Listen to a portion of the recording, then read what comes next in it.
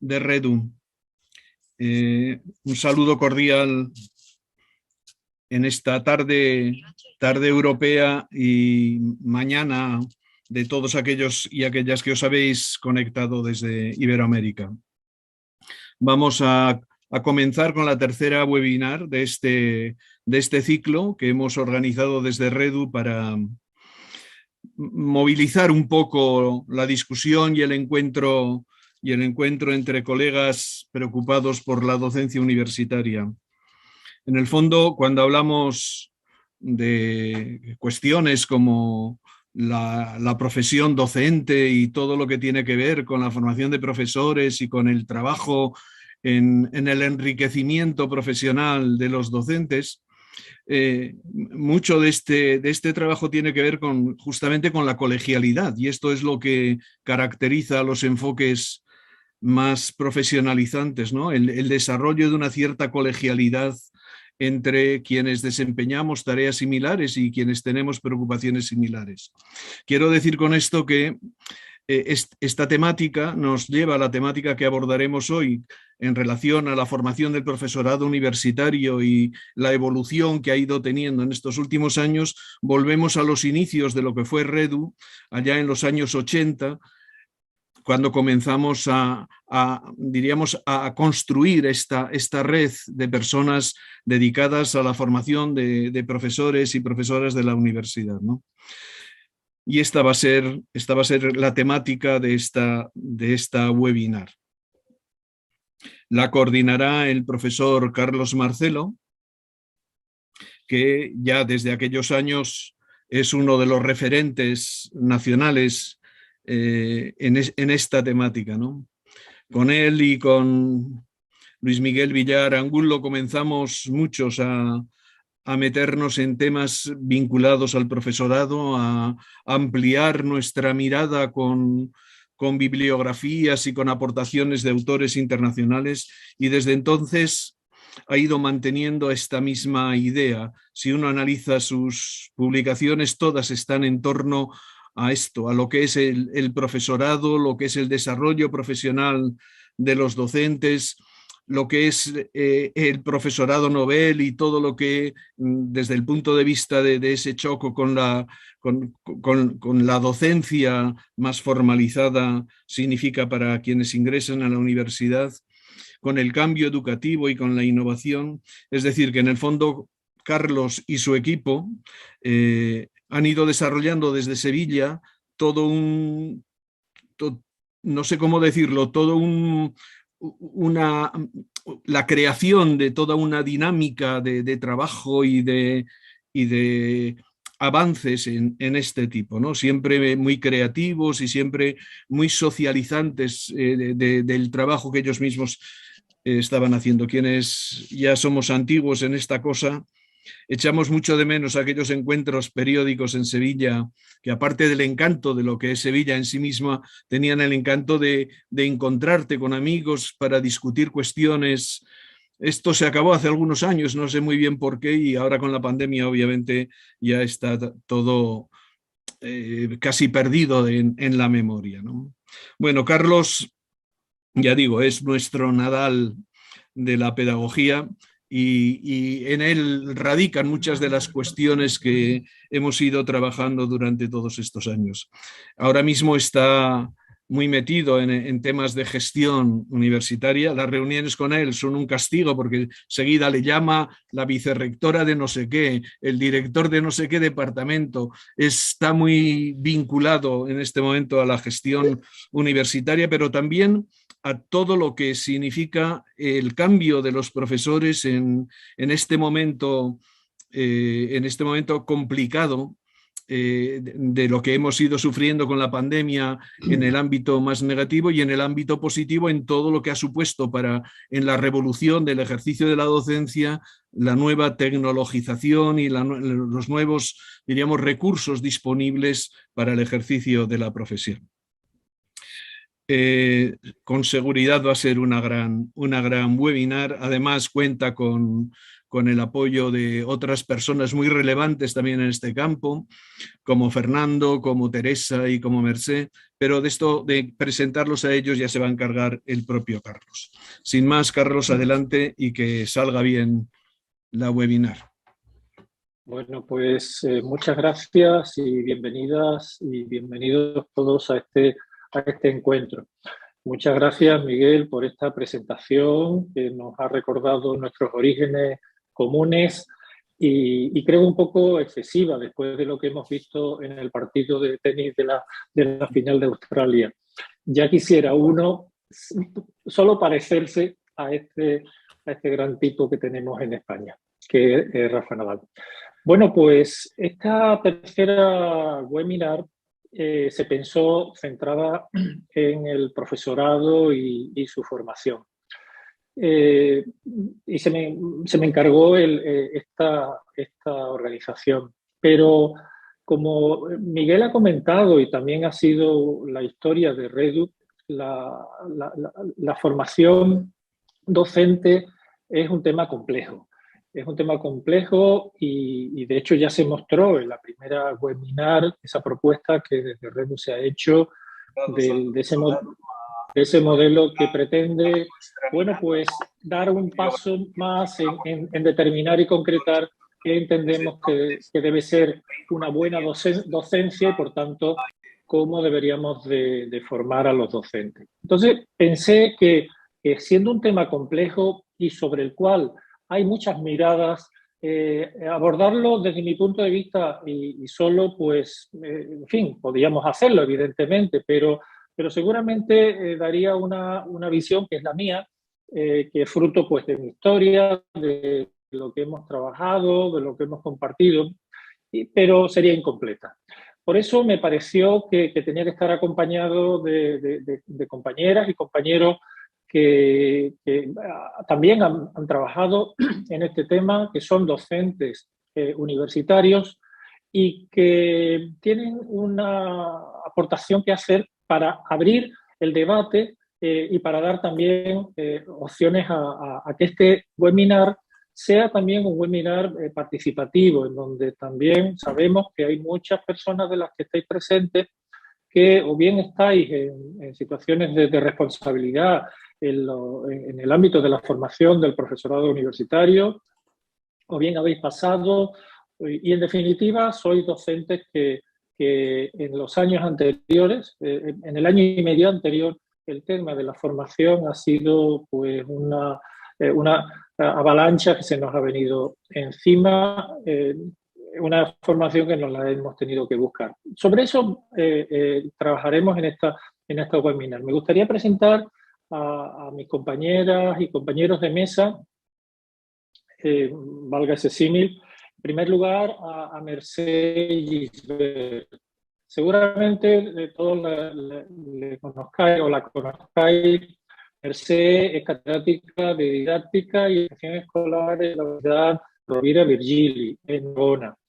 Es especialista en tecnología educativa, pero aplicada a la educación y a la formación. Además, también pues coordina el máster y doctorado interuniversitario en tecnología educativa, en e-learning.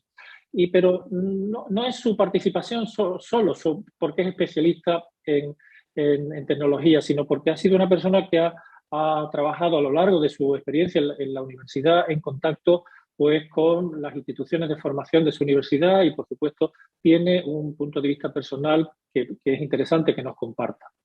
En segundo lugar, y muy al sur, ahora ya viene la parte del sur de esta mesa, les presento a Fernando Trujillo Sáez. Fernando Trujillo, aunque es doctor en filología inglesa, es profesor titular en el departamento de didáctica de la lengua y literatura de la Universidad de Granada, pero mucho más conocido es por su intensa actividad de divulgación a través de las redes sociales.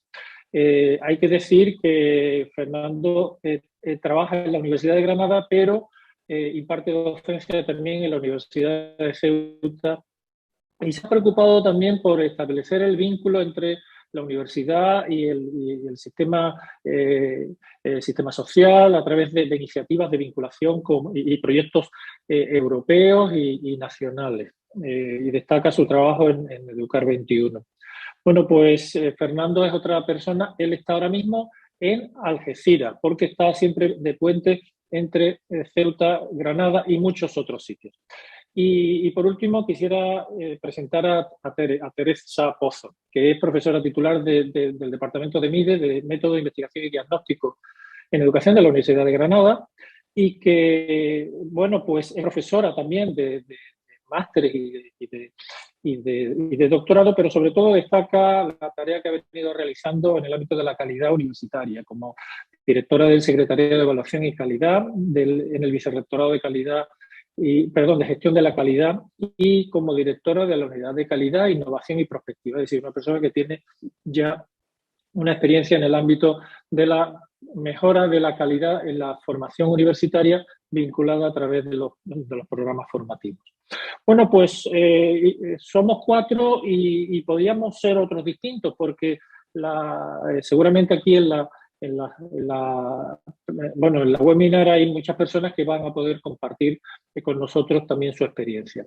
Bien, para intentar centrarnos en las temáticas que nos hemos dividido, pues quisiera presentarle un poco los puntos que inicialmente vamos a tocar. Nuestra idea es plantear un tema y sobre él dialogar, y una vez que avancemos y terminemos, pues abrir los micrófonos para que ustedes puedan contribuir también.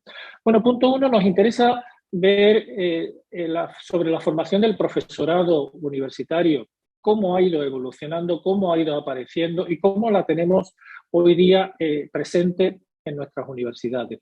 Es decir, cómo ha ido, desde el punto de vista, en este caso, de Mercè, cómo la formación del profesorado poco a poco ha ido creciendo en importancia, cómo se ha ido constituyendo en una referencia a la hora de valorar al docente universitario, y por ahí vamos a empezar. Después vamos a hablar sobre el docente universitario hoy. ¿Qué nos pasa? ¿Qué nos ha pasado? Y sobre todo, cómo a partir de lo que nos ha pasado debería de organizarse la formación de cara a aprender de las debilidades que hemos visto, de esas deficiencias que hemos podido sentir cuando hemos necesitado la formación en periodo de pandemia, y nos hemos dado cuenta que seguramente la formación que teníamos pues no abarcaba todas las necesidades que teníamos. No es que fuera insuficiente, sino que evidentemente ha habido lagunas.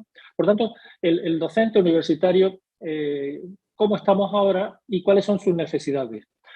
A partir de aquí vamos a trabajar sobre cuáles son los contextos emergentes, informales y colaborativos que han surgido en la formación docente. No solo mediado por la pandemia. La pandemia, yo creo, mi punto de vista, y esto lo va a desarrollar más Fernando Trujillo, la pandemia ha venido a impulsar, a darle un empujón a muchas de esas iniciativas que de manera pues, particular, en los márgenes, venían creciendo. Bueno, pues esa es la idea que tenemos para Fernando. Y por último, en el caso de Tere, bueno, es la pregunta, bueno, todo esto, ¿cómo afecta a las instituciones de formación? ¿Cómo afecta a los responsables de formación y de gestión de la formación en las universidades? ¿Cómo tenemos que pensar o repensar esa gestión? ¿Sirven las instituciones que teníamos? ¿Hasta qué punto hace falta un enfoque diferente? Bueno, pues plantear esa gestión de una manera distinta. Y bueno, pues esa es la contribución que queríamos de Teresa Pozo. Bueno, pues la idea es que además haya diálogo entre nosotros y que, por supuesto, también al final haya de ustedes. Insisto que cuando hemos preparado esta webinar, nos interesaba no solamente debatir entre nosotros, que puede estar interesante, sino también recoger sus puntos de vista, sus aportaciones como personas que tienen alta experiencia como docentes universitarios que han recibido formación formal o informal. Bueno, pues no me enrollo más. Le doy la palabra a mi compañera Mercè. Mercè, ¿andas por ahí? ¿Puedes poner la cámara? Bueno, todo pues tuyo. Muy bien. Muchas gracias, Carlos, por la presentación. Gracias a RedEdu por la invitación. Un placer volver a interactuar con la red y compartir con tantos compañeros y compañeras como estáis conectados en este momento esta visión de cómo debería de ser la docencia universitaria y cómo debería ser la formación del profesorado universitario, ¿no? Bien, yo tengo que encargarme un poco de hacer este contexto general y, en primer lugar, quiero empezar diciendo que la docencia continúa siendo el pariente pobre, si me permitís la expresión, del mundo universitario, probablemente mucho más que en otros niveles educativos, porque se supone de un profesor universitario que no solo tiene que ser docente, sino que también tendrá que ser investigador y muchas veces gestor, digamos, con un grado de dedicación distinto en función del encargo de gestión que tenga, ¿no? Y en este sentido, digamos que vivimos en un contexto absolutamente aprisionado desde el momento en que el encargo que tenemos como personas que trabajamos en una institución universitaria es muy grande, ¿no? En segundo lugar, decir que, curiosamente, el profesor universitario es el único que no tiene formación específica para la docencia. Se nos supone a todo el mundo que cuando llegamos a impartir clases a la universidad tenemos como una especie de, podríamos decir, como ciencia infusa docente, que nos permite ser buenos docentes sin tener ninguna preparación, ¿no? Y a esto deberíamos de añadirle, y en este último punto no me voy a extender porque mi compañero Fernando va a hablar concretamente de ello, tenemos que unir a ello a la situación que hemos tenido derivada de toda la COVID-19 y lo que ha supuesto desde un punto de vista de no presencialidad, de tener que buscar otros recursos y otras estrategias desde nuestras propias casas para solventar algunos problemas que incluso en la presencialidad a veces son muy complejos, ¿no? Entonces, visto este contexto, podríamos pensar que será muy difícil intervenir para que alguna cosa cambie, ¿no? Pero yo diría que de los que estamos aquí, que básicamente por lo que he podido ver en el chat, provenimos todos del mundo universitario, seguro que en todas nuestras universidades tenemos planes de formación permanente del profesorado. No así de formación inicial, hago un paréntesis. Desde el ICE de las universidades catalanas hace muchos años se promovió un posgrado en docencia universitaria de manera compartida que ha ido perdiéndose un poco por el camino. En nuestra universidad continúa existiendo, pero ya no es un proyecto interuniversitario tal como apareció en su momento, con la idea de que realmente sirviera de apoyo a estos profesores que deciden emprender la carrera docente universitaria. Tengo que decir que las veces que he participado me continúa llamando la atención que mayoritariamente cursan este posgrado profesores asociados o profesores en una situación que no es permanente en la universidad. Podemos pensar que los que no tienen una situación permanente, entre comillas, tienen más tiempo que los que tenemos una situación permanente, pero realmente la primera reflexión que hago es quién se siente interpelado por una formación de estas características. A continuación, y aquí me centro en el tiempo de pandemia, bueno, teníamos que resolver los problemas en tiempo real. Agradecer, que supongo que existen en otras universidades, a los servicios de apoyo en el uso de la tecnología, porque digamos que han salvado la vida de la comunidad universitaria, especialmente docente. En este sentido, y esto ha ocurrido prácticamente en aquellas universidades en que he tenido oportunidad de ver cómo han organizado esta formación de urgencia, nos hemos volcado exclusivamente o casi exclusivamente en el mundo tecnológico. Como decía Carlos, ya sabéis, los que me conocéis, esta es mi especialidad casi desde siempre, desde que llegué a la universidad, ya hace muchos años, y continuamos en este sentido teniendo los mismos, digamos, puntos débiles o las mismas amenazas.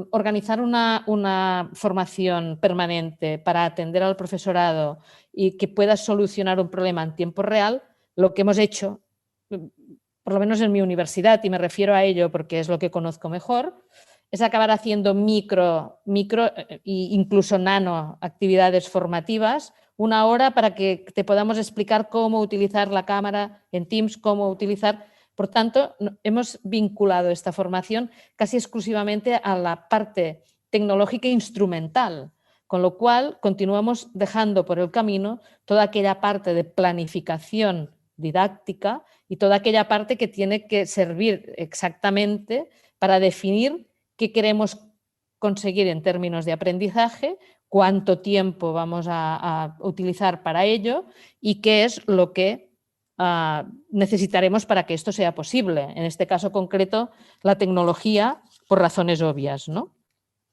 Entonces yo creo que por sacar otra conclusión, los planes de formación hemos ido minimizándolos al máximo, no solo en tiempo de pandemia, sino antes también. Yo fui directora del ICE durante mucho tiempo, cuando aún hacíamos acciones formativas que duraban no sé cuántas horas. Esto ha desaparecido y en este sentido no es una crítica, pero probablemente digamos que con la misma estrategia formativa hacemos cosas en menos tiempo. No hemos cambiado excesivamente las estrategias de formación. Y entonces tenemos tendencia a planificar y a organizar acciones formativas que tienen una estructura más bien clásica, más bien repetitiva, más bien a veces poco reflexiva, muchas veces demasiado instrumental, poco técnica desde el punto de vista pedagógico y didáctico, ¿no? Visto esto, el contexto que tenemos, el tipo de formación que solemos hacer, así un recorrido muy rápido, detectamos otro problema fundamental, que es el desarrollo profesional del docente, ¿no? Que probablemente mis compañeros después también atacarán este tema. Y esto está muy relacionado en cómo evaluamos a este profesor.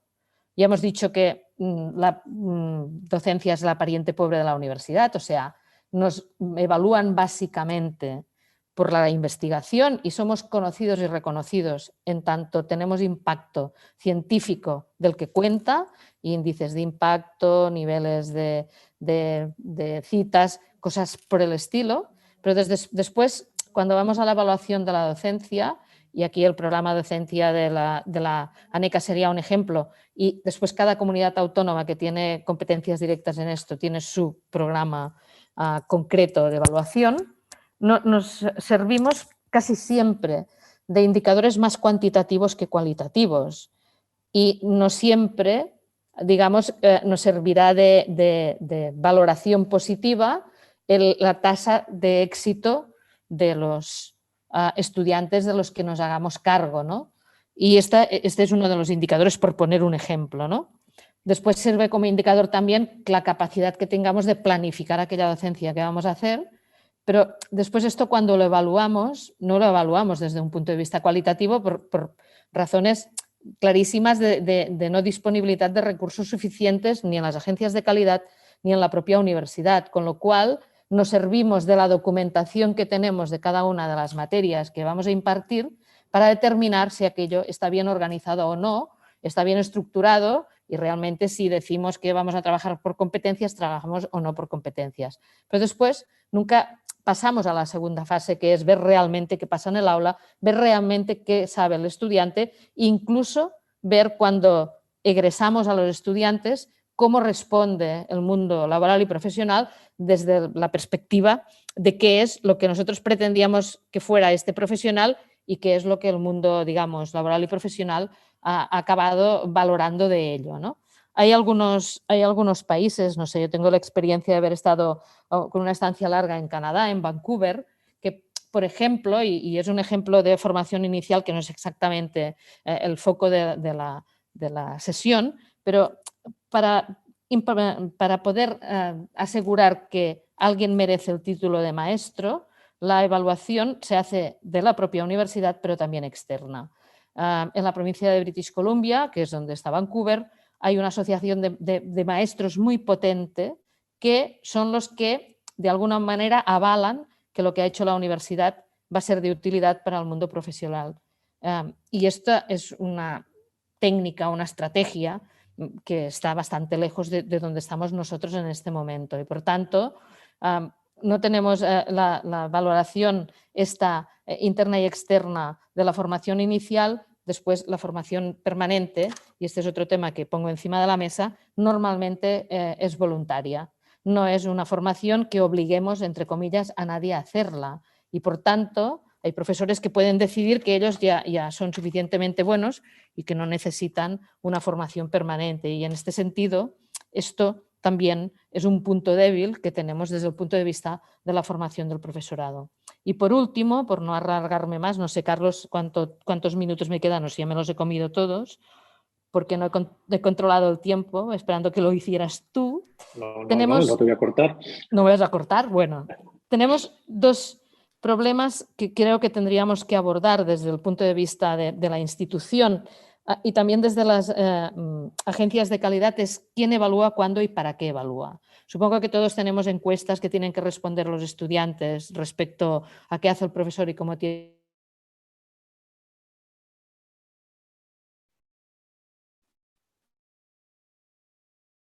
Otro sistema de evaluación que permita darnos más información que después podamos utilizar también para saber cómo tenemos que formarlos en función de lo que sepan o no sepan hacer o que consigan o no consigan hacer, ¿no? Y después, otra cuestión, y por último, y acabo con esto, y lo dejo encima de la mesa, por lo menos en nuestra universidad ya tenemos un problema gravísimo de relevo generacional, ¿no?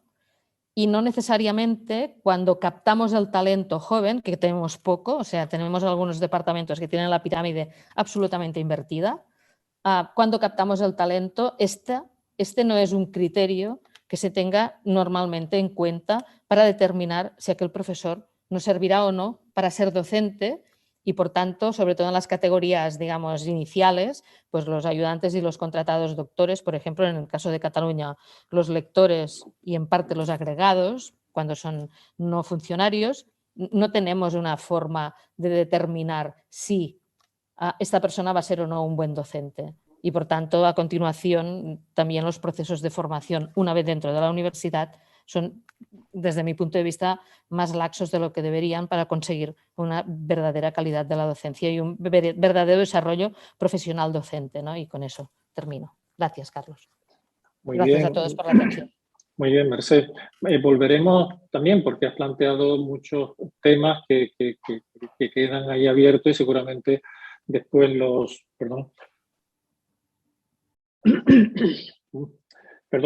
demás compañeros van a insistir sobre ese punto. Formación inicial, formación continua,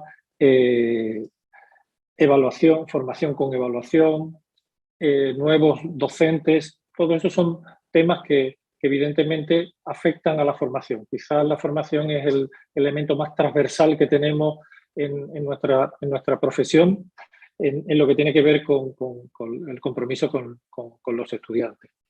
De lo que tú has desarrollado, algo fundamental que desde mi punto de vista convendría, bueno, pues quizás matizar y doy mi punto de vista más personal. ¿Qué es lo que nos ha pasado? Porque la formación se construye a partir de las necesidades que tiene el profesorado en cada momento. Al menos así es como tiene una lógica. Es decir, la formación intenta anticiparse a las necesidades que tienen los profesores, intentan anticiparse a esas necesidades que ya tienen y, por tanto, dar respuesta a través de estrategias formativas. Bien, tú has apuntado, y yo concuerdo contigo, en que de la gran variedad de ofertas formativas que hoy día pueden ofrecerse y de las cuales, pues, Fernando seguramente después profundice, hay un tipo de oferta que es la de curso de formación, que después se ha convertido en taller, que después se ha convertido en microcurso, que después se ha convertido en nanocurso. Es decir, píldoras formativas reducidas a necesidades de formación específicas. Pero detectamos que esas píldoras se aceptan porque hay necesidades. Yo percibo, y la experiencia que hemos tenido en la Universidad de Sevilla sí me lo hace ver, que la formación, o sea, que el periodo que hemos tenido de pandemia ha representado algo así como, bueno, este cuento que yo le leía a mis hijas del rey desnudo, ¿verdad? Ese cuento en el cual el rey va desnudo, pero nadie más, él piensa que va vestido, pero y todos se dan cuenta. Es decir, la pandemia ha demostrado que el rey, es decir, la formación, estaba desnuda porque nos ha puesto sobre el tapete en fin, las debilidades que muchos docentes tenían. Por tanto, punto uno. Pero yo no lo veo esa situación desde un punto de vista negativo, porque, por otra parte, ha forzado, y esto también es otro de los componentes que yo veo ahora mismo como consecuencia de lo que nos ha pasado recientemente, ha forzado a un aprendizaje intenso y acelerado para muchos docentes que de otra manera no se hubieran acercado a ninguna actividad de formación. Y eso creo que ha incorporado a un colectivo amplio de profesoras y profesores de todas las ramas de conocimiento. Sabemos que en especial también hay algunas, en fin, que son más reacias a participar en actividades de formación formales, que motivados por la necesidad de dar una respuesta a esta nueva identidad docente que se le ha venido sobrevenida, pues han visto la imperiosa necesidad de formarse. En este caso, fíjate que ya la formación no es algo voluntario, como tú decías, ni siquiera era obligatorio, sino era un principio de supervivencia. Es decir, de cómo hacer para que la cosa funcione. Yo siga sintiéndome docente. Yo he tenido la suerte de estar en un grupo que se creó en la Universidad de Sevilla, porque esta es otra situación que también se ha dado, grupos que crean las universidades específicamente para dar respuesta y acompañamiento urgente a esos docentes, no solamente en el ámbito tecnológico, que también, sino también en el de la docencia vinculada o mediada por tecnología. Y yo creo que esta aparición de estos nuevos, bueno, nuevos no, la visibilidad de estas formas de hacer formación más horizontal, más entre compañeros, más de intercambiar experiencias, en donde ya los formadores no han sido solo los que el ICE o la institución que sea contrataba, sino el formador podía ser el compañero que teníamos de nuestro departamento que nos ayudaba y que nos prestaba atención para, bueno, pues sobreviviendo a los aspectos técnicos, poder desarrollar una enseñanza un poquito mejor. Por tanto, de mi punto de vista, en relación al cómo estamos, cómo está el profesorado, yo veo luces y sombras. Por una parte, decía, ha habido una enorme cantidad de aprendizajes, no solamente tecnológicos, que se han dado. Ha habido esa oportunidad de demostrar que la formación era necesaria y que tenemos que seguir formándonos porque esto que nos ha pasado puede volver a pasarnos, y como consecuencia de eso ya la formación creo que ha dado un salto de ser un poquito más imprescindible de lo que antes era. Por otra parte, también veo que esta situación, es decir, la situación del profesorado, de mucho profesorado, emocionalmente ha sido dura. Y de cara a eso de que hablábamos después de las necesidades de formación, creo que tenemos que atender bien no solamente a la parte técnica, sino a esa parte emocional e identitaria también. En este trabajo que hemos hecho en ese grupo de apoyo en la Universidad de Sevilla, hay veces que un profesor casi que se te echaba a llorar no por la incapacidad de manejar la técnica, sino por esa desestructuración de mi idea de ser docente, de que yo no puedo ser docente si yo no tengo un aula, una tiza donde explicar directamente a mis alumnos viéndoles las caras. Y ahí es cierto que ha habido algunas intenciones de las universidades de facilitar la enseñanza híbrida que ha creado cierta suspicacia. Eso de las cámaras puestas en todas las aulas, al menos en la de mi universidad y en otras también, bueno, pues ha generado esa, por una parte, suspicacia, pero por otra parte también esa posibilidad de hacer más visible lo que de manera privada era tradicionalmente la enseñanza. Bueno, entonces, ¿qué situación veo ahora? He visto una situación en donde hemos pasado necesidades, en donde hemos visto oportunidades de aprendizaje y, bueno, pues apoyos para el aprendizaje que han venido de compañeros, es decir, en donde el aprendizaje colaborativo ha sentado sus bases, porque no es algo de lo que hablamos y decimos y predicamos, sino que ha sido algo que se ha vivido. Y esto yo creo que para muchos docentes, posiblemente lo veamos a medio plazo, ha cambiado su idea de lo que es la formación. Y una formación más compleja que dé respuesta a esas necesidades que yo creo que tienen hoy día los docentes.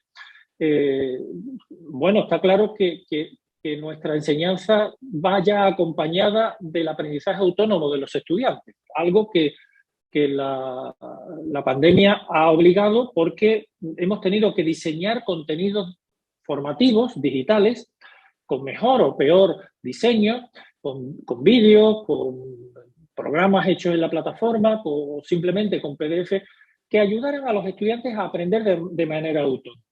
Bueno, eso que yo creo que se ha hecho de manera forzada y rápida para que podamos, pues, para que los estudiantes también puedan sobrevivir, me parece que ha venido para quedarse. El diseño de la enseñanza para un aprendizaje autónomo de los alumnos que combine de manera híbrida aquí también lo presencial con el trabajo independiente del alumno, que siempre ha estado, pero que ahora mismo ya sabemos cómo hacerlo, a mí me parece que hay una necesidad importante. Es la idea del profesor que diseña y que, visto también la necesidad que hemos tenido en la pandemia de cambiar ese modelo de busto parlante, porque muchos profesores se han dado cuenta que no pueden estar hablándole a una pantalla hora y media. Profesores de Derecho, a los cuales hemos apoyado, que se daban cuenta que así no. Bueno, pues eso ha motivado también la necesidad o la posibilidad de ver metodologías de enseñanza activa basadas en proyectos, basadas en casos, basadas en problemas, y por ahí seguramente haya que profundizar bastante más en las metodologías formativas. Por tanto, necesidades tenemos muchas.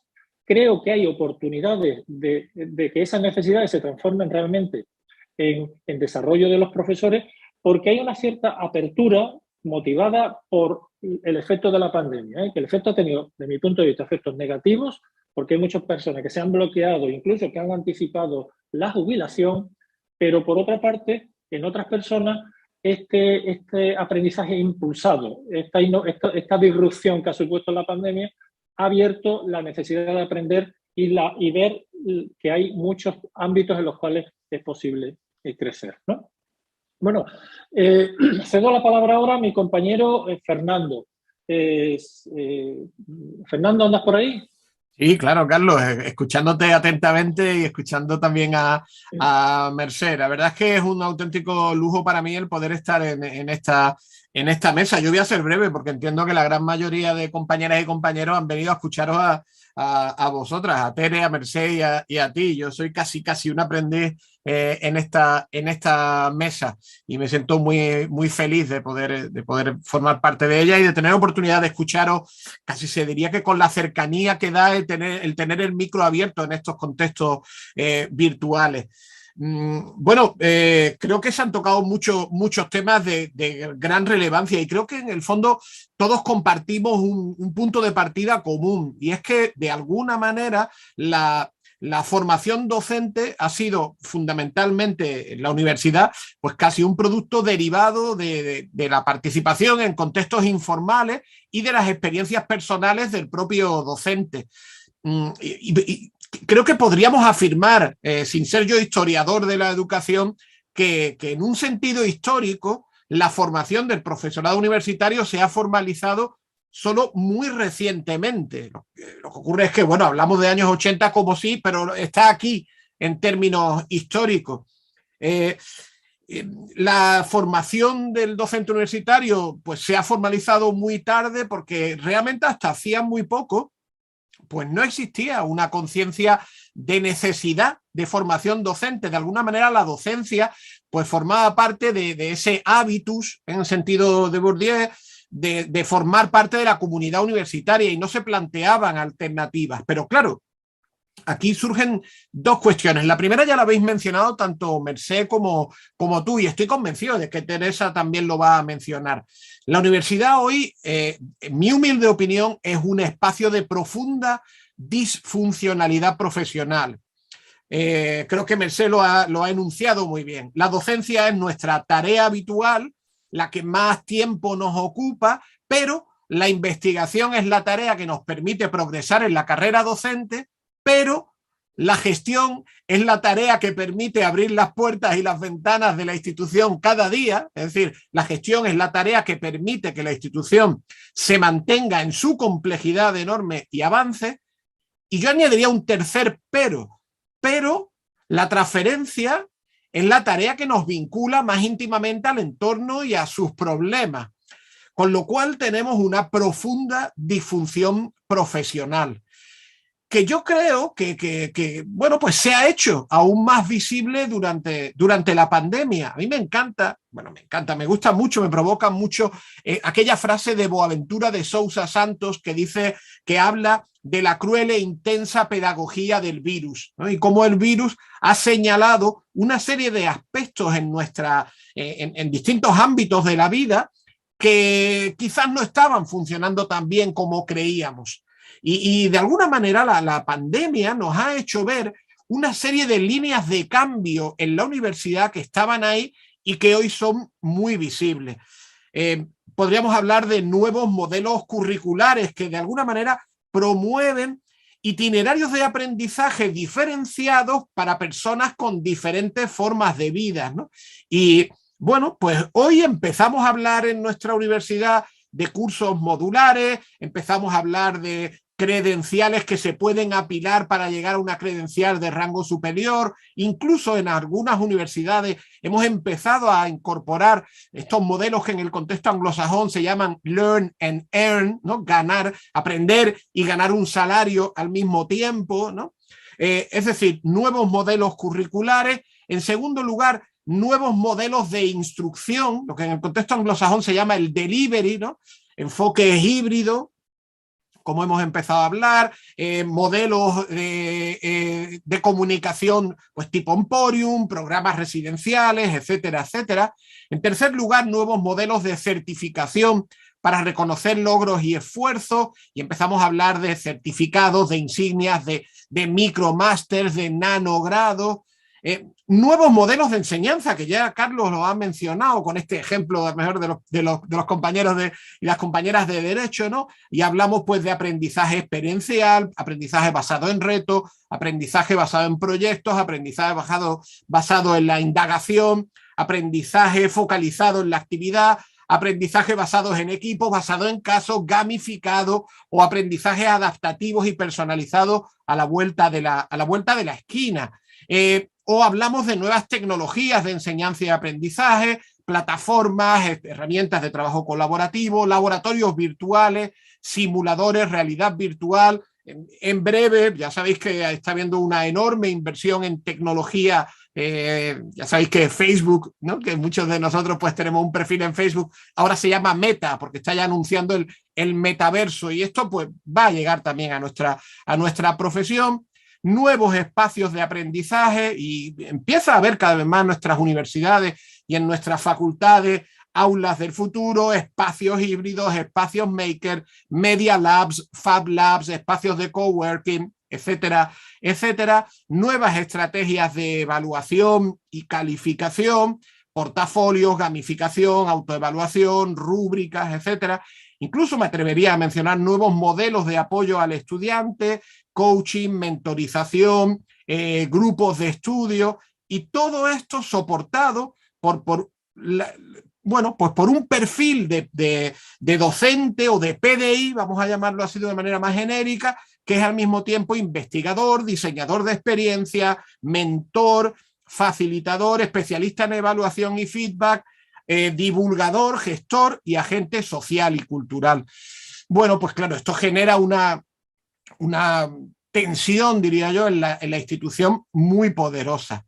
Y al mismo tiempo, todo esto se encuentra con un entorno más allá de las paredes de nuestras instituciones centenarias de cambio acelerado, llevado por una enorme capacidad de inversión, sobre todo por las empresas tecnológicas, que genera pues, nuevos conceptos.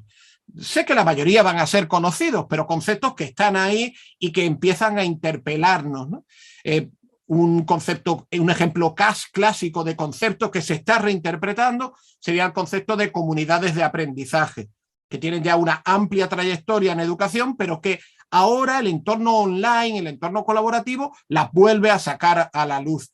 Y entonces empezamos a hablar de comunidades de docentes que trabajan de manera horizontal, que tienen un foco muy claro en la acción y en la creación de materiales, en el desarrollo de prácticas compartidas, en el aprendizaje en red. Y vinculado con esta idea de comunidad de aprendizaje, yo diría que otras dos grandes conceptos a los que tendríamos que prestar atención. En primer lugar, por un lado, el concepto de entorno personal de aprendizaje, que ya tiene un amplio desarrollo en contextos educativos, ¿no? Esta idea de pues, el conjunto de herramientas, de fuentes de información, de conexiones y de actividades que cada uno pues, desarrolla para aprender y que de alguna manera hoy, en el siglo XXI, ese entorno personal de aprendizaje en el cual cada una de nosotras y cada uno de nosotros pues crece, intelectualmente crece en términos de aprendizaje, pues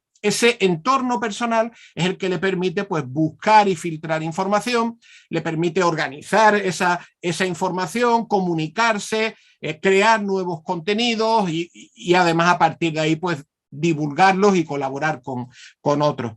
O un concepto, si el primero, entorno personal de aprendizaje, pues ha tenido sobre todo un desarrollo muy vinculado con las redes, otro concepto que nos lleva más a lo local, a lo físico, y que es un concepto además también generado por un lingüista, James Paul Gee, que después se mueve hacia el ámbito del aprendizaje, es el concepto de espacios de afinidad, que serían, bueno, pues todos esos espacios que pueden ser físicos y también virtuales, donde los individuos gozan de la oportunidad de interactuar y de desarrollar, bueno, pues su afinidad, su conexión con un tema concreto, que, bueno, pues en entornos fuera de la universidad, pues pueden ser la literatura o puede ser la música. En la universidad, pues estoy convencido de que si usáramos el chat para hacer balance de los grupos de WhatsApp, grupos de Telegram,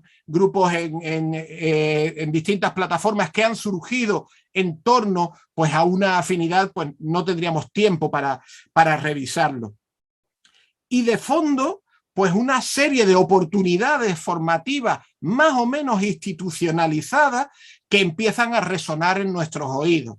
Hablo, por ejemplo, de MOOCs, hablo de NUCs, hablo de SPOOCs, y pido perdón por tanta palabrota. Hablo de una serie de oportunidades para formarnos que trascienden bueno, pues el taller, el seminario, el curso más convencional. Y por último, ya con esto acabo, de telón de fondo de todo esto, un problema urgente, pendiente y complejo, que es la propia transformación digital de la universidad. Entendida esa transformación digital en tres grandes dimensiones.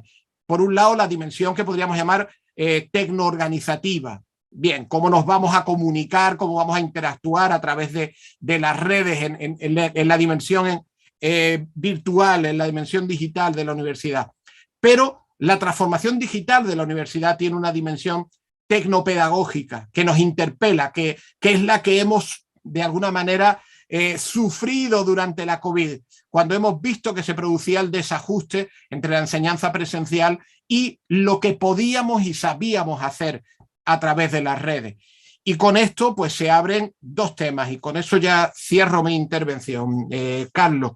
En primer lugar, la cuestión de la competencia digital docente en el profesorado universitario, un tema sobre el que además, bueno, pues tenemos una amplia literatura, pero que está ahí y que es un tema problemático, podemos así decir.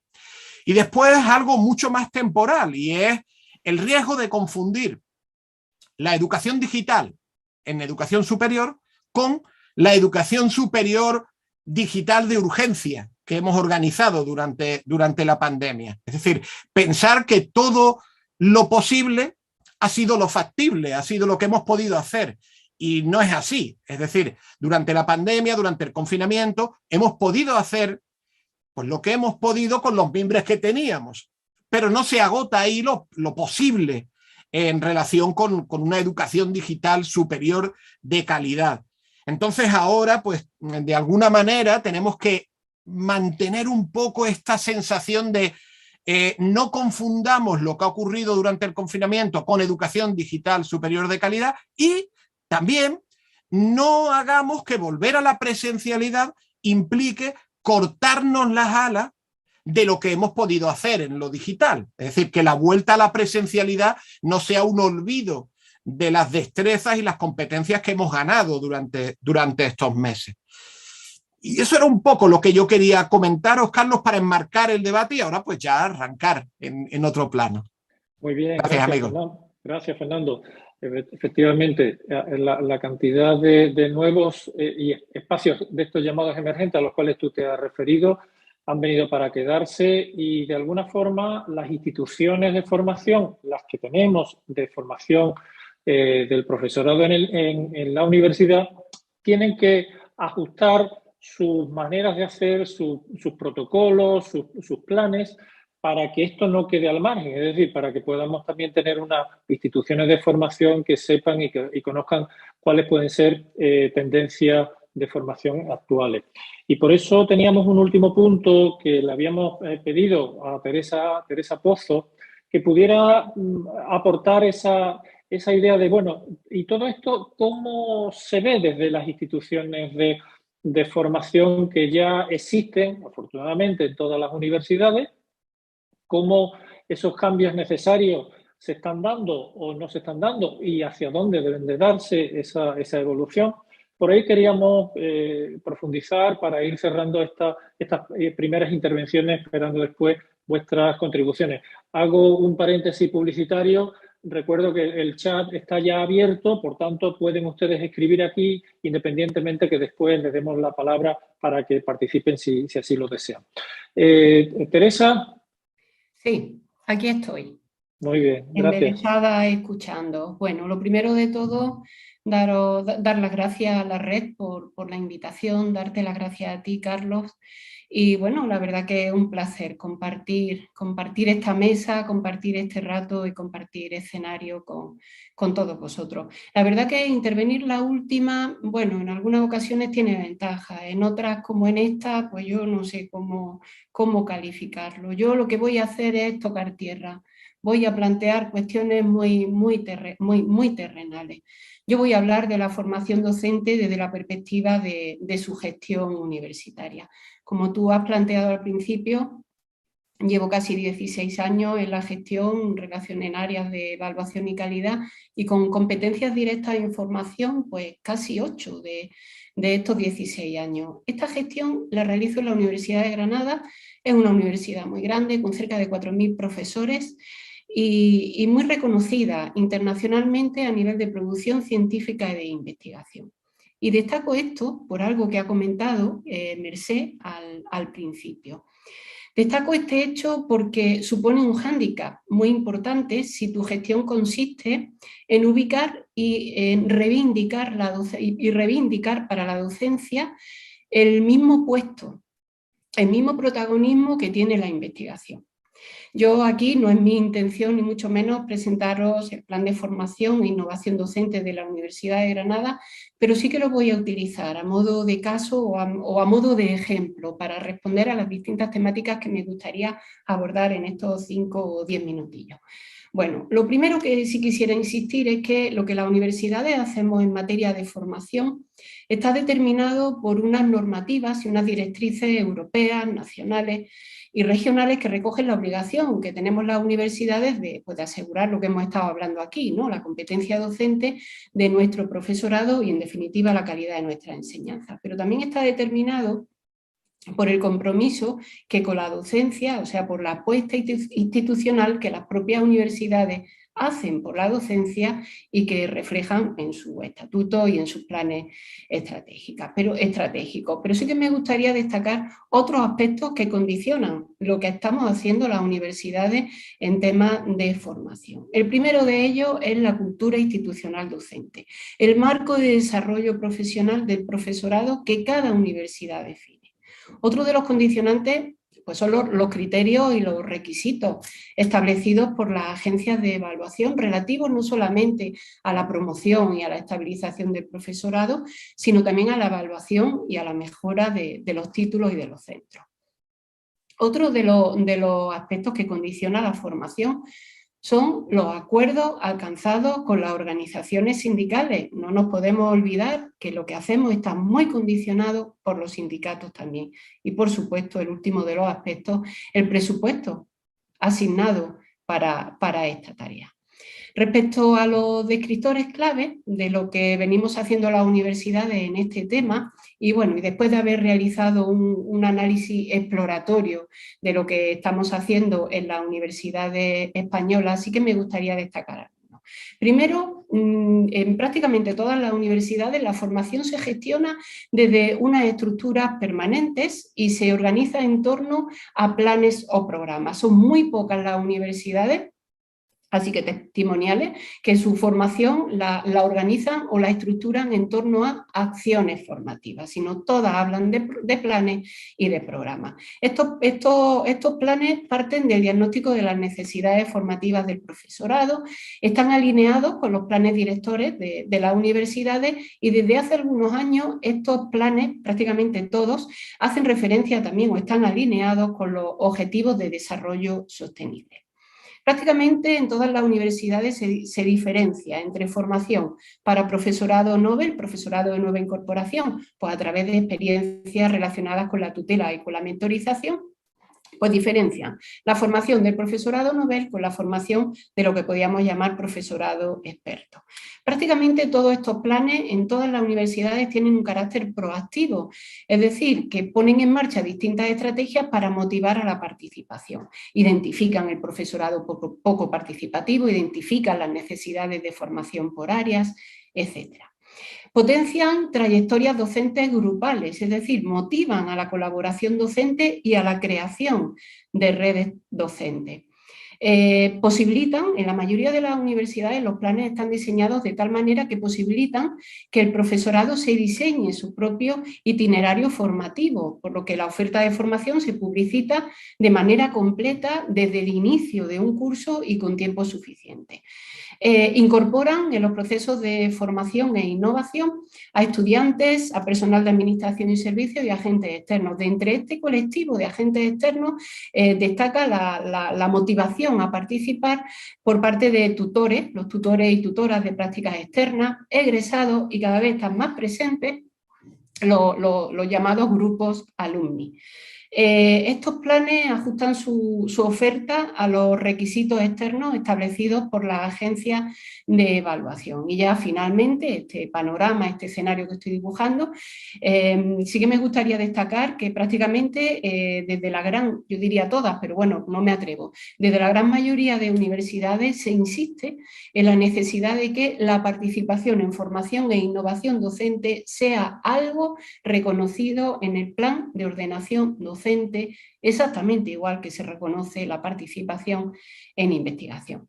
Respecto a las temáticas, pues son muchas las temáticas en torno a las cuales pivota la formación, pero sí que me gustaría destacar que en estos últimos años se han incorporado de forma permanente formaciones e innovación relacionadas, bueno, con inclusión, con igualdad, con emprendimiento, con empleabilidad, con sostenibilidad, bueno, con digitalización, no tengo ni que nombrarlo, con internacionalización y con investigación y transferencia docente. Este aspecto nos ha parecido muy interesante. Bien, cuando se desencadenó la crisis sanitaria, bueno, pues las universidades ya lo hemos estado comentando aquí, ¿no? Teníamos claro que teníamos que responder de forma rápida y ágil. Bueno, pues así que en materia de formación e innovación lo primero que hicimos prácticamente todas las universidades fue reforzar la formación en digitalización y poner en marcha acciones de formación muy prácticas que ayudaran al profesorado a reorientar su docencia adaptándola a la nueva situación, en línea con lo que Fernando planteaba anteriormente. También teníamos claro que esa formación tenía que ser a la carta, tenía que ser una formación formación eminentemente práctica y en abierto para facilitar el acceso en cualquier momento.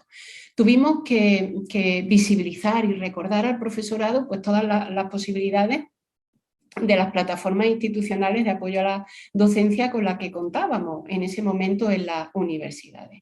Generamos muchísimo material, muchas guías, muchas directrices. Descubrimos los MOOC, descubrimos los SPOCs y descubrimos los webinars como espacios formativos, informativos y de comunicación muy, muy interesantes. Y fuimos también muy creativos porque en muchas universidades se pusieron en marcha experiencias muy interesantes que realmente facilitaban el intercambio de buenas prácticas. Bueno, en la línea de lo que planteaba anteriormente Carlos, yo creo que con esta adaptación que tuvimos que hacer de los planes de formación e innovación docente, hemos descubierto otros escenarios de formación y sobre todo el valor añadido que algunos de estos cambios han aportado, ¿no?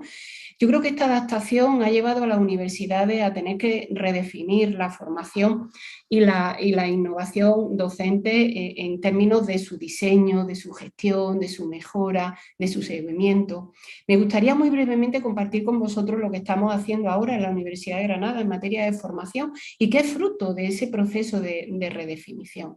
Bueno, hemos intensificado la formación en digitalización, esperamos bueno, que no quede, como ha planteado Fernando, en lo que hemos descubierto de manera rápida, sino que de verdad seamos capaces de generar una línea de formación centrada en ese tema.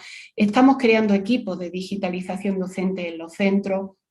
Hemos puesto en marcha desde el Centro de Producción y Recursos Digitales un plan de formación bastante completo. Estamos trabajando con CRUETIC en la construcción de un instrumento para la evaluación de las competencias basado en el marco europeo de competencia digital docente y así poder perfilar y adecuar la formación al nivel real, ¿no?, de nuestro profesorado. Hemos diversificado los entornos, los espacios, los formatos, las modalidades de formación e innovación. De hecho, estamos intentando incorporar los entornos emergentes, aprovechándolos como fuentes de formación y en este sentido, por ejemplo, en la universidad hemos incorporado las posibilidades que como fuente de formación brinda la Alianza Europea Arcus, ¿no?, o los propios proyectos de cooperación que se están desarrollando en el marco del programa de Capacity Building.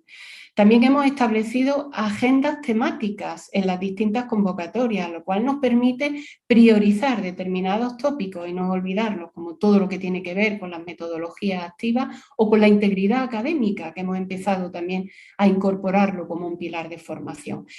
Y bueno, hemos intensificado la formación docente en equipo, hemos motivado a la creación y al desarrollo profesional desde los equipos docentes. Y ya para finalizar, y además en términos de reto, sí que me gustaría insistir en lo que creo que es algo que todas las universidades estamos interesados y es la necesidad, insisto, lo planteo en términos de reto, de analizar pues, la eficacia, la efectividad de la formación docente. ¿En qué medida el esfuerzo que estamos haciendo, el esfuerzo que estamos haciendo las universidades, que estamos haciendo el profesorado, se transfiere a las aulas, ¿no? ¿En qué medida este esfuerzo impacta en las instituciones, impacta en el propio sistema, ¿no? Yo creo que es necesario y es por ahí por donde tenemos que avanzar ahora mismo también en realizar estos estudios que nos digan si merece la pena seguir haciendo lo que estamos haciendo y sobre todo que nos permitan tomar decisiones. Por mi parte, nada más. Muchas gracias. Muchas gracias, Teresa. Bueno, pues hemos dado un recorrido. Fíjense que son las 7:07 y creo que en una hora hemos hecho un recorrido sobre los temas más candentes en la formación, desde digamos que el origen y la situación actual que tenemos, de cómo surge la necesidad de formación, cómo vemos ese dilema docencia-investigación, docencia-evaluación de la docencia, investigación sobre la calidad de la formación. Hemos pasado a hablar de quiénes somos los profesores de ahora, que seguramente somos algo distinto de los que éramos antes de marzo de 2019, y ver también cómo hemos ido progresando, ¿no? Qué nuevas vías hemos abierto y se nos han abierto y hemos incorporado para para formarnos, para aprender y para dar respuesta a las necesidades prioritarias que teníamos, pero también que han quedado un pozo de apertura para seguir aprendiendo. Todos esos términos que Fernando ha nombrado y que ya en el propio chat alguien le ha pedido que lo concrete, ¿verdad? El SPOC, el NOC y el MOOC, ¿verdad? Bueno, hemos llegado al final hasta qué están haciendo las instituciones. Y en el caso de Teresa hemos visto que no se han quedado paradas, que no solamente han entrado a dar respuesta a la necesidad que había imperiosa, sino que están intentando aprender de esa experiencia para consolidar esos aprendizajes y esas formas nuevas de favorecer el aprendizaje y la formación de los docentes. Y algo fundamental que ha comentado Teresa. ¿Cómo sabemos para qué sirve la formación? ¿Cuál es el efecto de la formación? Que creo que es lo que tú ibas, ¿hay transferencia del aprendizaje? Es decir, ¿o es una ceremonia simplemente para ganar puntaje, para tener los puntos que nos piden para el docencia, o simplemente porque nos gusta, pero después ese tránsito a cómo ha cambiado, ha repercutido en mi enseñanza? Hay un punto, y ya no quisiera hablar mucho más porque quisiera dar la palabra también a los asistentes, los estudiantes, como también los propios. Hemos estado hablando durante todo este tiempo de los docentes, pero cómo han vivido los estudiantes, cómo ha cambiado también el perfil del estudiante y de qué manera ese cambio, que creo que se ha dado, mi intuición, no lo puedo decir con evidencias, pero sí la intuición de que cómo estos cambios están exigiendo cambios en el modelo del docente, de las metodologías docentes, del aprendizaje y de los lugares donde se aprende y de las formas como se aprende, ¿no? Bueno, pues ven que los temas son muchísimos, así que ha habido aquí alguna pregunta. Teresa Castilla, que la saludamos. Muy bien. Abrimos por si alguna persona pues tiene interés de participar. Bueno, aquí está Max Turul. Pues Max, cuando tú quieras. Hola, buenas tardes. Para romper también el hielo, me ha parecido entender que en un momento dado establecíais un vínculo entre formación del profesorado y evaluación de la docencia. Y esto me llevaba también a pensar que, ¿qué opináis vosotros sobre el famoso dilema? Bueno, porque yo me encontré en él cuando estaba en temas de gestión académica, sobre si la formación debe ser totalmente voluntaria o debe haber algo de semi-obligada o semi-forzada, para entendernos, ¿no? ¿Cómo veis eso? Eso por una parte. Y por otra parte, ahora que estabas, Carlos, hablando de la efectividad de la formación, también, y lo digo como autocrítica, pero bueno, como reflexión, creo que hubo un momento en los últimos 20 años, un momento, entre comillas, que había una cierta euforia de formación, de Bolonia, de grados, tal y cual. Y en ese momento creo que los que tuvimos responsabilidad en formación casi lanzamos como una, no sé cómo decirlo, como una perdigonada, creo que la palabra existe en el diccionario, una perdigonada de formaciones dispares, distintas, yo qué sé, y algo se aprovecharía, ¿no?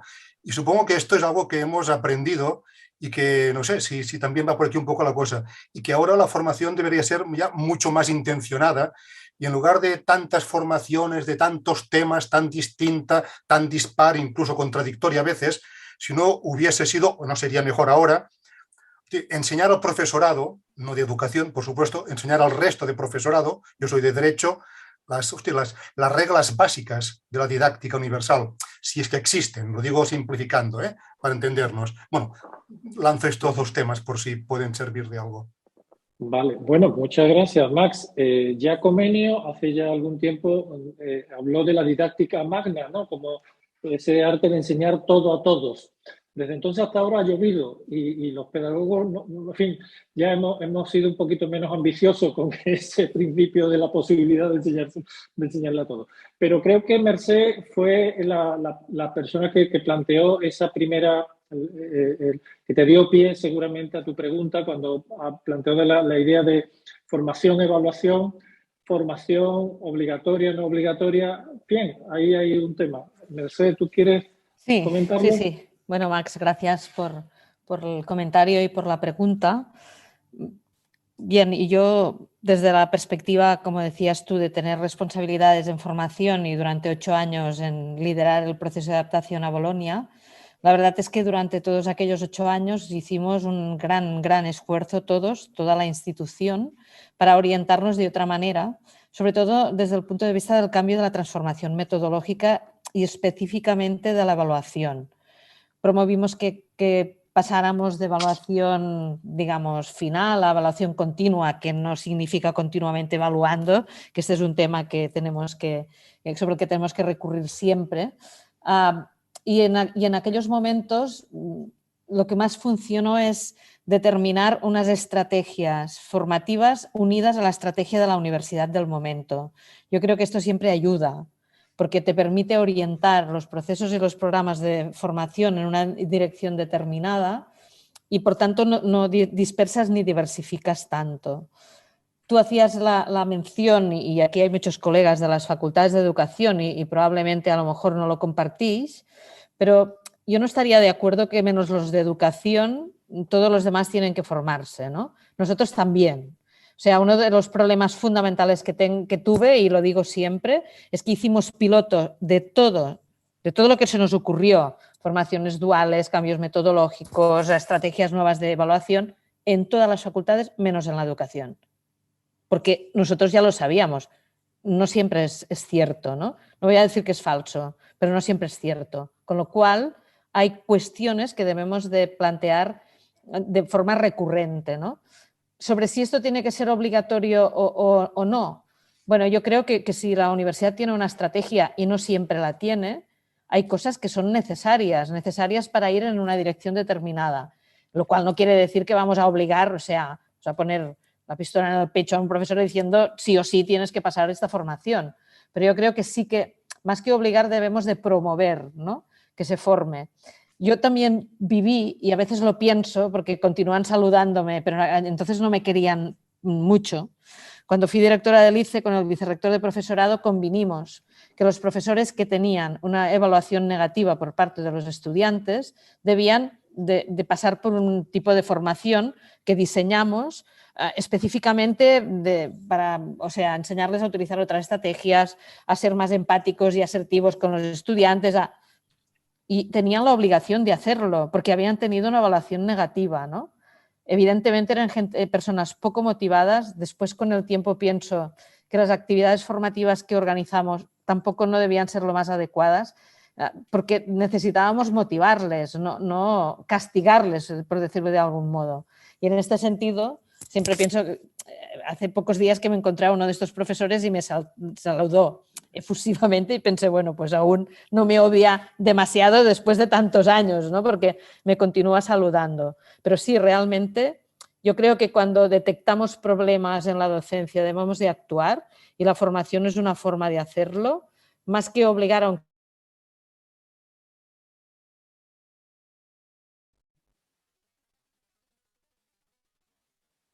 que hemos como o sea, reducido a la mínima expresión la formación. También es verdad que cuando necesitamos resolver problemas específicos, que es lo que decía Carlos, en tiempos de pandemia, lo que te va mejor es ayudarles a resolver su problema en aquel momento. O sea, ¿cómo definimos objetivos de aprendizaje para todas las facultades? Pues era una sesión que venían con su programa de asignatura, definíamos objetivos de aprendizaje y cuando se marchaban tenían, digamos, la definición hecha, orientada a las competencias que tenían que trabajar después, ¿no? Entonces yo pienso que es una cuestión de encontrar equilibrios en las instituciones, y lo que sí que es necesario es poner el valor en la formación y el desarrollo profesional del docente. Quiero insistir en esto, porque hablamos demasiado poco del desarrollo profesional del docente. Hablamos del desarrollo profesional del investigador, muy poco del docente. Yo creo que esto es clave, ¿no? No me quiero alargar más. Yo en ese sentido, si es posible, Carlos, sí que me gustaría añadir. Yo creo que la formación debe, un mínimo de formación, como planteaba alguien en el chat, es necesario para todo el mundo en todas las áreas, educación incluida. Como tú planteas, Mercé, nosotros con el modelo este de evaluación de la docencia, las consecuencias, a la hora de negociar las consecuencias, ¿no?, con la mesa de sindicatos y tal, las consecuencias de una mala formación, bueno, pues el único acuerdo al que llegamos es que las consecuencias de una evaluación no muy buena es que ese profesor o esa profesora tiene que cumplir con un plan de formación, con un plan de mejora. O sea, convertimos la formación en el castigo. Lo convertimos como tú has planteado, ¿no? Y ese para nosotros es un riesgo importante y es un tema que ahora mismo estamos trabajando. Y ya finalmente, yo considero que se planteaba Max por qué tenían que ir de la mano la evaluación y la formación, ¿no? Bueno, yo creo que deben de ir de la mano no solamente por responder a esos elementos básicos de cualquier ciclo de mejora continua en este tema, sino también en este caso la evaluación la podemos utilizar, o la utilizamos como una estrategia para el reconocimiento de la docencia. Es importantísimo, mientras que no tengamos sistemas de evaluación justos, comprensivos, completos, de verdad nos va a costar muchísimo también reivindicar ese papel y la importancia, ¿no?, de la tarea docente en nuestra carrera profesional. Fijaros que yo aquí, si me permites muy brevemente, Carlos, yo creo, además digo Carlos y creo que está bien dicho Carlos en este caso, porque me acuerdo de una investigación muy potente, Carlos, que hicisteis vosotros sobre innovación educativa, que publicó el Ministerio. Yo decía ahora en el chat que creo que es interesante distinguir entre formación obligatoria y obligada. Yo no conozco ninguna que no sea obligada. Aunque sea obligada por la curiosidad que uno siente por aprender algo. Es decir, no existe la formación espontánea. En nuestro caso, la formación va a venir obligada al menos por una de estas fuerzas tractoras, si me permitís la expresión. Uno, la llegada de chicos y chicas que se han formado en un entorno educativo en escolarización obligatoria o posobligatoria, que ha apostado por la innovación como marca distintiva. Entonces yo pienso, por ejemplo, en todos los chicos que por ejemplo, en Cataluña están participando en las muchas charchas y muchas redes que se están moviendo, en un debate enorme que hay ahora en Cataluña sobre educación 360, y que de repente lo metamos en nuestra universidad y le digamos que la educación superior ya no es 360, sino que es pues 90 grados en vez de 360. Entonces, ahí tenemos una fuerza tractora brutal, ¿no? Por ejemplo, en un ámbito que para mí es más cercano es el plurilingüismo y bilingüismo en la universidad. Es decir, nosotros estamos recibiendo chicos y chicas que en la escolarización obligatoria están trabajando en distintas lenguas extranjeras y durante la etapa universitaria vais se olvidan de esas lenguas extranjeras, ¿no? Entonces, ahí tenemos una fuerza tractora que digamos que nos viene de la escolarización previa, de la formación previa. Tenemos otra fuerza tractora que nos viene desde el mundo exterior, es decir, desde el mundo del empleo, desde el mundo de la empresa, desde el mundo de la evolución de las instituciones. Por ejemplo, Max, tú eras de Derecho, hoy a mí me maravilla, yo tengo la suerte de trabajar, una de mis líneas de trabajo es innovación en la administración pública.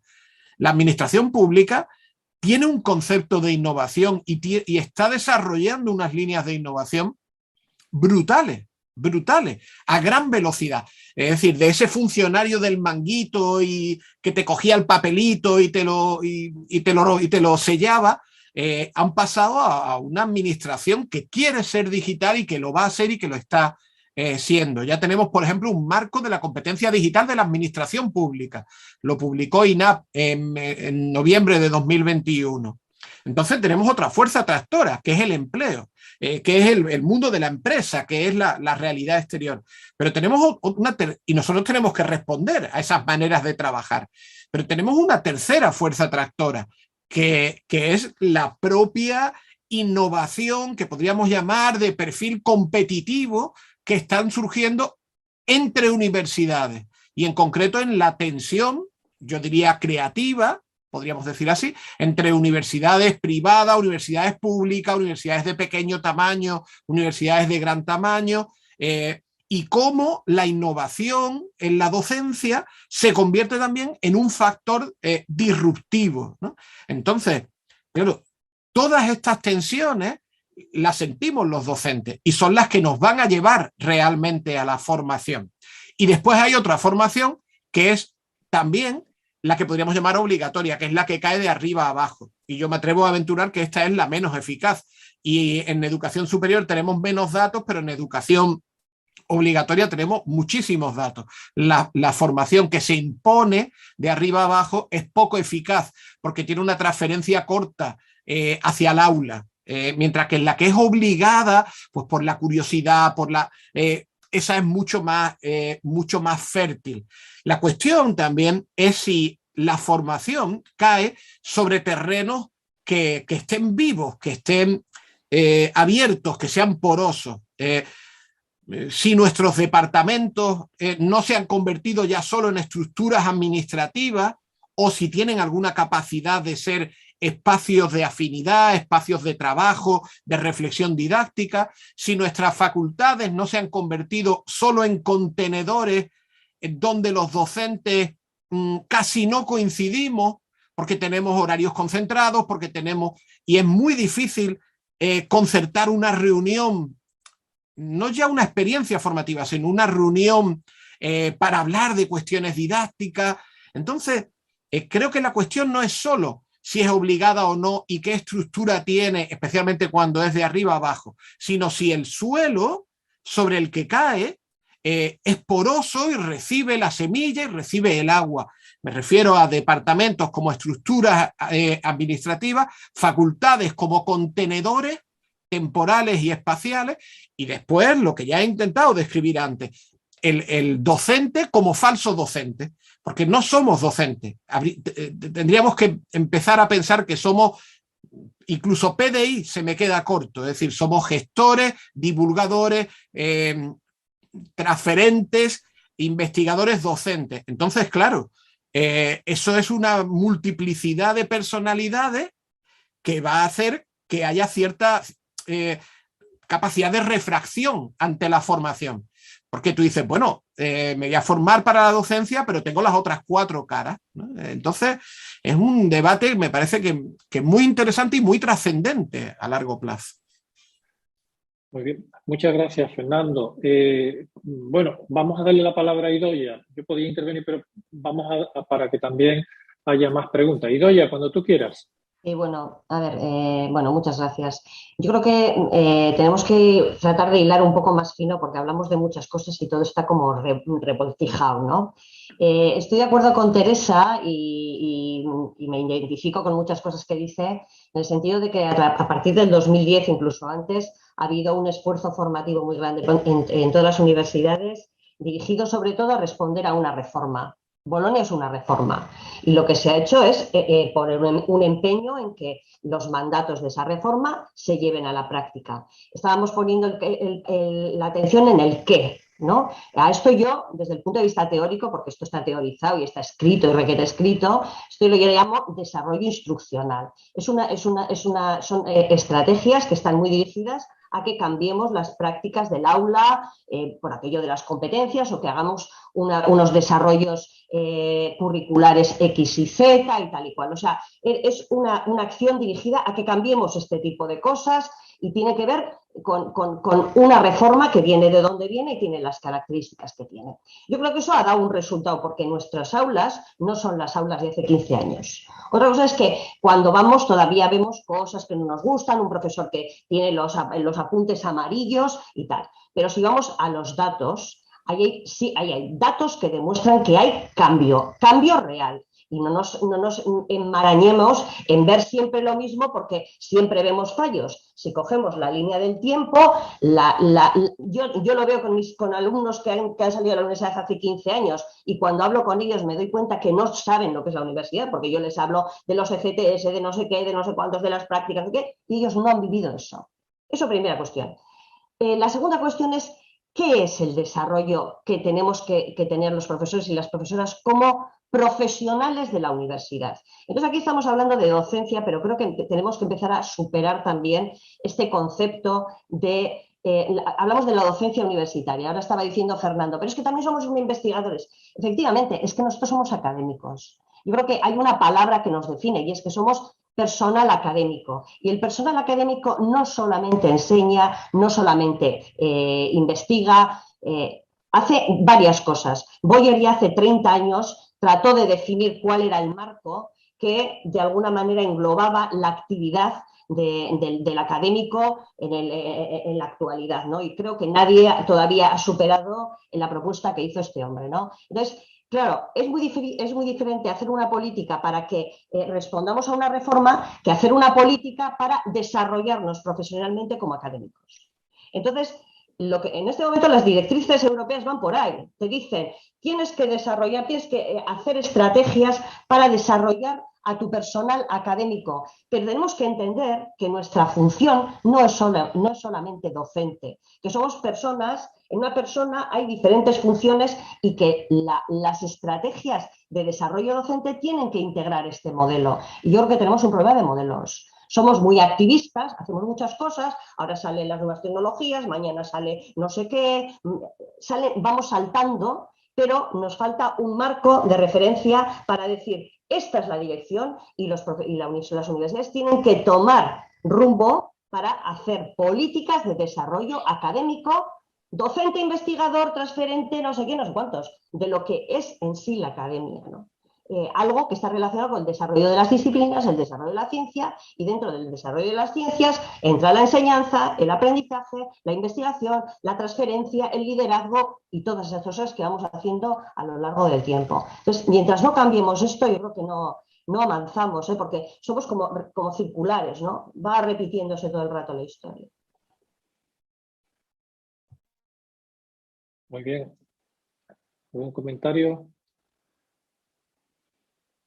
Yo creo que, bueno, con lo que tú has comentado tiene algo que ver con lo que comentaba antes Max, con lo de la perdigonada.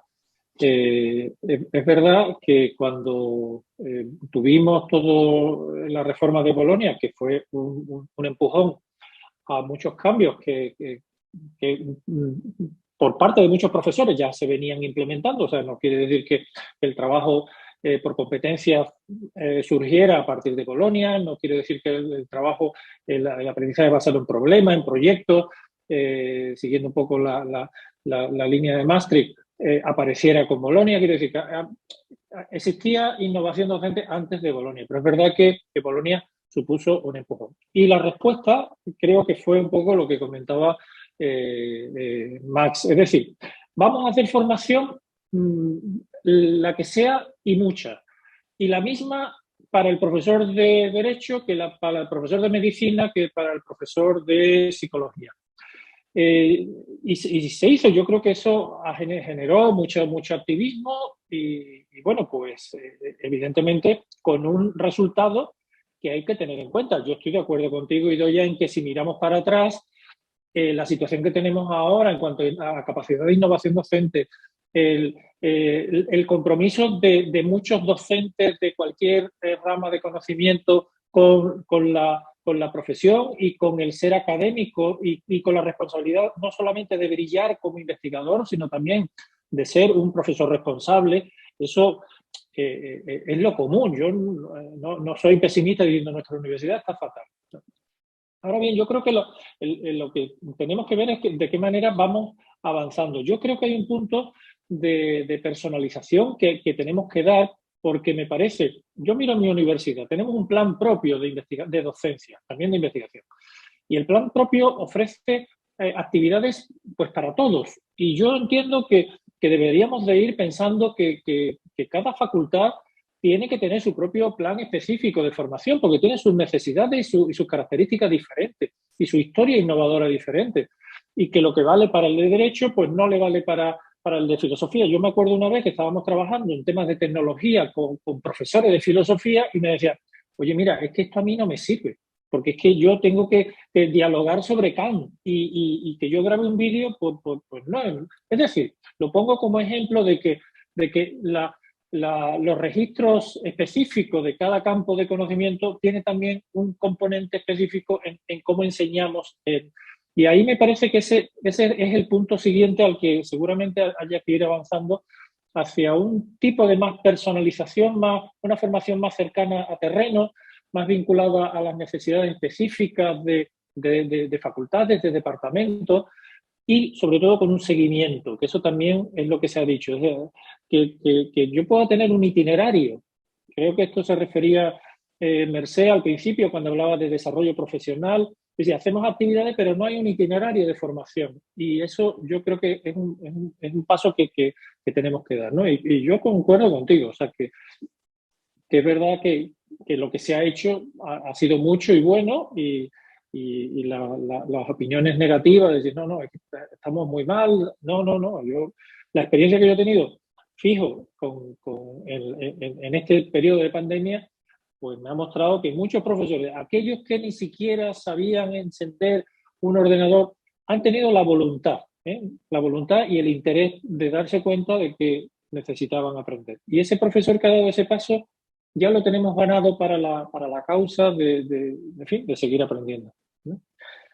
Pues yo me alegro mucho, comparto totalmente tu opinión, Carlos. Yo creo que de verdad que hemos evolucionado, que hemos avanzado mucho, que los profesores en una gran mayoría, y hablo ahora mismo pues como gestora y responsable que soy en mi universidad, de verdad que le echamos muchísimas horas a esto que nos preocupa muchísimo, muchísimo la docencia, y lo que más me ha gustado ha sido ver en este análisis, que insisto, exploratorio, totalmente exploratorio, pero que he realizado de lo que se está ofertando en las universidades. Bueno, me ha gustado ver que prácticamente en todas se ofertan, se posibilita el itinerario formativo, se hace mención expresa en los programas, ¿no?, a facilitar este itinerario, que los profesores diseñen su itinerario. Y otro aspecto que también facilita todo esto de la formación intencionada que decía antes Marx, es que los equipos docentes están cada vez más presentes. Y este es el propósito, esta es la finalidad de un equipo docente, el contextualizar la formación, ¿no? Y bueno, a mí me ha gustado mucho ver todo esto, y ver que estamos avanzando, y yo creo que estamos avanzando por buen camino, Ahora, no es fácil, no es fácil, porque estamos con unos planteamientos y queriendo desarrollar acciones en un marco muy tradicional y muy difícil de mover. Estamos hablando de instituciones con unos hábitos que cuesta romper, cuesta mucho innovar también, en el ámbito de la gestión. Muchas gracias, Teresa. Bueno, hay una pregunta por aquí, antes de darle la palabra a Amparo, de Rafael Casanova, que hacía la pregunta de si hay estudios que correlacionen valoración de los estudiantes con calidad de la formación o calidad docente. Sobre calidad docente y calidad docente y evaluación de los estudiantes, pues evidentemente sí hay estudios. Si nos pones ahí tu correo o lo tenemos nosotros con la inscripción, pues te podemos mandar alguna referencia de estudios empíricos que se han publicado que establecen esa correlación, ¿vale? Muy bien, Amparo, cuando tú quieras. Voy a ello. Muy bien. ¿Me oís, verdad? Bueno, buenas tardes y gracias, Carlos. Bueno, yo voy a intentar cambiar la perspectiva y me voy a centrar en la perspectiva personal y profesional de ser una persona con una dilatada experiencia en formación. Los que me conocéis sabéis que creo que me he recorrido todo el territorio español en la gestión y al mismo tiempo de haber convertido mi trabajo en un objeto de estudio, de investigación y de revisión crítica. Y en ese sentido, y el compartir con colegas durante tiempo, pues una cuestión que nos hemos planteado críticamente es, con toda la formación, porque si tenemos que hablar de cantidad de formación, pues yo podría poner mi universidad mucho, ¿no? Pero al final nuestro análisis era el siguiente: tanta inversión en esto, la verdad es que las prácticas educativas no han cambiado tanto. Estoy de acuerdo con Idoia que la perspectiva ha cambiado mucho, pero queda mucho por cambiar y por qué los modelos tradicionales, los que todos hemos puesto en marcha durante mucho tiempo, pues tienen el impacto que tienen. Y yo creo que son varias las razones. Una de las razones es que probablemente mientras no se alineen dos lógicas, esto los canadienses lo dicen muy bien, la lógica institucional y la lógica individual. Es decir, la institución tiene que acompañar también el creerse que la calidad de la docencia es importante y por lo tanto la buena docencia se reconoce y además sirve para promocionar. Si eso no lo conjugamos, y eso es conjugar lo que habéis dicho antes, evaluación, formación, promoción, reconocimiento. Y eso es importante para que este sistema funcione. Pero al mismo tiempo también sabemos que necesitamos que los profesores vayan avanzando en sus concepciones docentes, se desarrollen como profesionales, como académicos, en un difícil mundo. Y yo trabajo directamente con muchos profesores en el que tienen que compaginar 27 tareas y cada vez más complejas. Si yo oigo a Fernando todo lo que dice que tenemos que hacer, yo entro en crisis profunda como todos los profesores. Entonces, realmente esto es el agobio del profesor. Y dicho todo esto, pues yo creo que lo que hay que plantearse es probablemente dos cosas. Tenemos que tener un marco, yo estoy de acuerdo, que es que sin ese marco no vamos bien, y es el hacia dónde, y el hacia dónde lo tiene que marcar lo que la investigación, y en eso voy a echar mano de repertorio, lo que la investigación en educación superior nos dicen que es una buena docencia, pero también nos lo deben marcar, como bien lo habéis puesto de manifiesto a lo largo de toda la sesión, todo lo que está cambiando, la realidad y a la velocidad que cambia. Y en ese sentido, ese hacia dónde yo creo que debe dirigir los programas de formación. Pero con eso tampoco lo tenemos solucionado todo desde mi perspectiva. Tenemos que pensar en el cómo y pensar en qué tipo de estrategias son las que pueden facilitar con más garantía que los profesores vayan avanzando en sus concepciones docentes y de verdad, como decía Mercè al principio, pues sea más un aprendizaje reflexivo, que vayan avanzando en sus concepciones. Y ahí tenemos que buscar otros tipos de escenarios, otros entornos. Vosotros habéis apuntado algunos, formatos largos, interacción entre iguales, comunidades de práctica, revisión de pares, la investigación y la innovación primero, pero ayudarles a que vayan avanzando. Es decir, que hay que reinventar los formatos más tradicionales de formación. Yo, en mi ICE de la Universidad Politécnica de Valencia, no me puedo conformar solo con que haya actividades cortas, que ya sé que es lo que piden los profesores en sus atribuladas agendas, porque sé la repercusión que tiene eso en su propio desarrollo. Hay que combinarlo con otros formatos y con otras cosas que de verdad haga posible este recorrido del que estamos hablando. Y tenemos que verlo desde esta perspectiva, y yo lo estoy haciendo de cómo tenemos que cambiar las unidades que nos dedicamos a esto para salirnos del marco tradicional y verlo desde otra perspectiva. Y sinceramente yo creo que toda la inteligencia y toda el compartir y el también mirar en otros sitios cómo nos llevan adelantadas cosas y nos están marcando caminos. Y yo creo que eso siempre es interesante. Gracias. Y esa era un poco mi perspectiva. Gracias, Carlos. Muchas gracias, Amparo. Bueno, hay muy poco tiempo para alguna respuesta y vamos pues cerrando, salvo que haya alguna otra intervención que quiera... Yo si me permites... Sí, cuando tú quieras, sí, claro.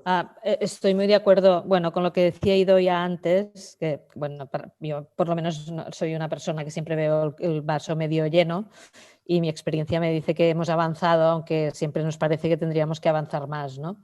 Y estoy muy de acuerdo con lo que decía Amparo ahora, que en cierto modo tú, Idoia, también lo decías, y Teresa también, que necesitamos un plan como institución y como universidad. Yo creo que la gran aportación de Bolonia fue que por primera vez toda la universidad tuvo que pasar por el mismo plan.